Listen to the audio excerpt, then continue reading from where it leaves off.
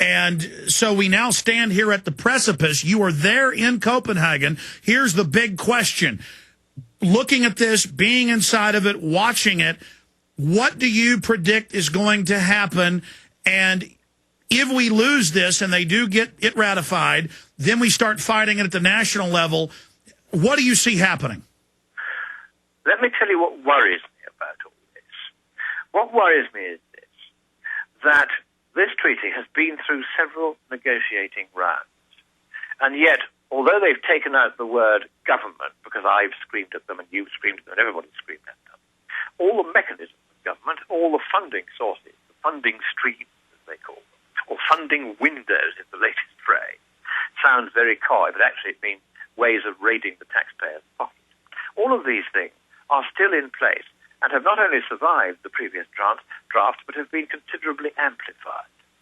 So what we're looking at is, I'm afraid there's no other way of putting this, it is a worldwide conspiracy by the governing class against the governed, by the big boys against the little guy, by the rich against the poor, by the strong against the weak. And if you're a little guy doing your honest job of work to protect and pay for your family, you have good reason to be very frightened at this moment. And if you think that our kind host and I have been winding each other up and frothing at the mouth about something that's just another global government conspiracy theory, I just have three words for you. Read the treaty.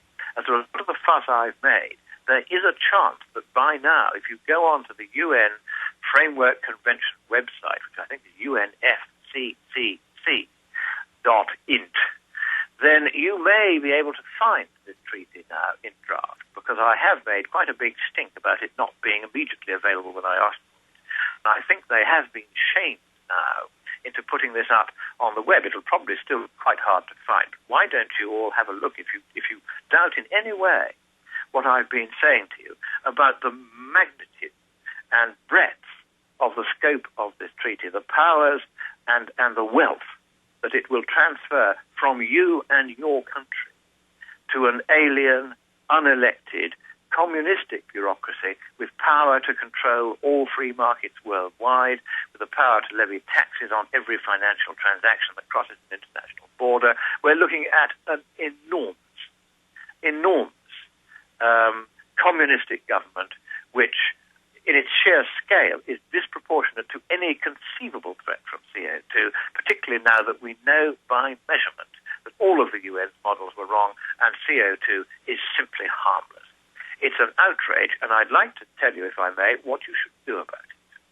As soon as you have finished listening to this program, you must dive to the telephone, and you must telephone the US Senate, and you must demand to speak to your senator or to one of his senior staffers. Do not be palmed off with a receptionist, a switchboard operator, a secretary, or an intern. You must speak to a senior staffer or to the senator himself, and you must ring both of the senators for your state, and they'll tell you on the switchboard who those senators are, and you must say the Treaty of Copenhagen shall not pass. The more of you do this, the more vigorously you do it, the more plainly, but always politely, you put your point to your senator and to his senior staff, the more likely it is that the Senate will refuse to ratify this treaty.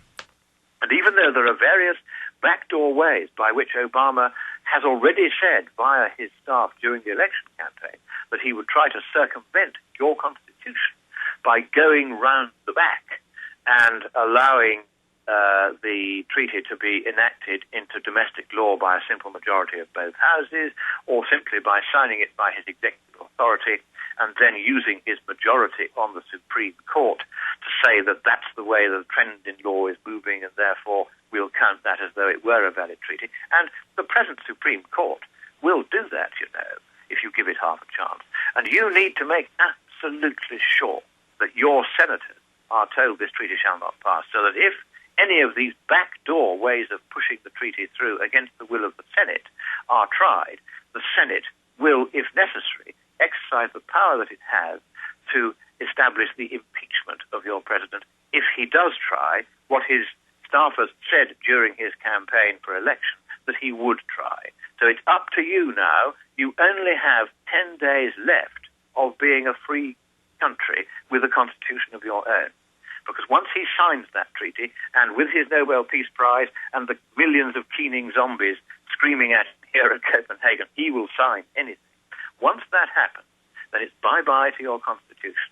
It's bye-bye to the freedom which America has long been a beacon to the world. It has offered this beacon of freedom to the world. Now you are in immediate peril of losing that freedom. However extreme what I'm saying to you may sound, every word of it is verifiably true.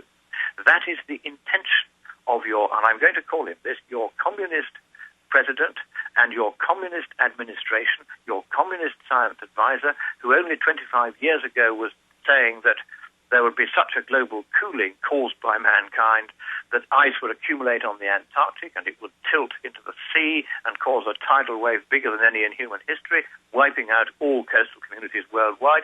Now he says that global warming will cause exactly the same sea level rise and wipe out coastal communities worldwide. All of this is going on. These people are communists. They do not have the best interest of you or your country at heart.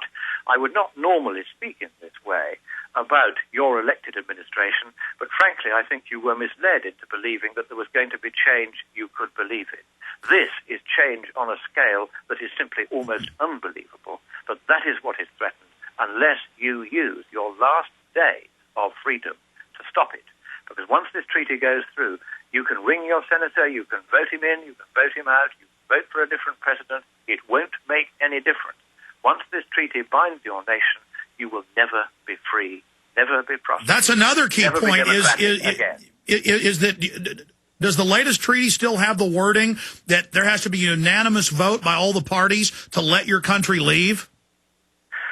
At the moment, there is no wording that allows you to leave unilaterally, and therefore the usual provision in international treaties under the Vienna Convention prevails, which is there has to be a unanimous vote of all other parties to let you out. All right, Lord Monckton. One of the many amendments that needs to be put into this treaty, but of course it isn't yet there, despite our having raised this with previous drafts.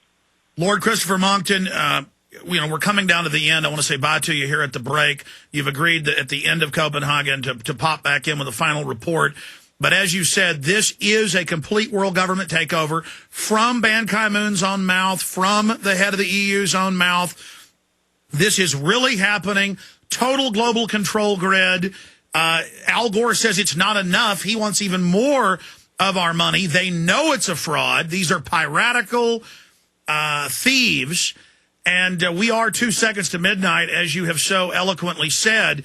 But the fraud has been exposed, but it appears they don't care. They're just going to go forward establishing this carbon dioxide dictatorship. They know that gas is involved in all human activity, all life. And by picking that gas, they have a total dictatorship. I mean, this is the dawn of a new dark age with these control freaks preparing to bring us all in as chattel slaves. And hysterical though that may sound, indeed hysterical though it does sound, unfortunately, ladies and gentlemen, if you're listening tonight, every word of what your kind host has said is regrettably true. It breaks my heart to say it, and I beg you, get onto your senator while you still can.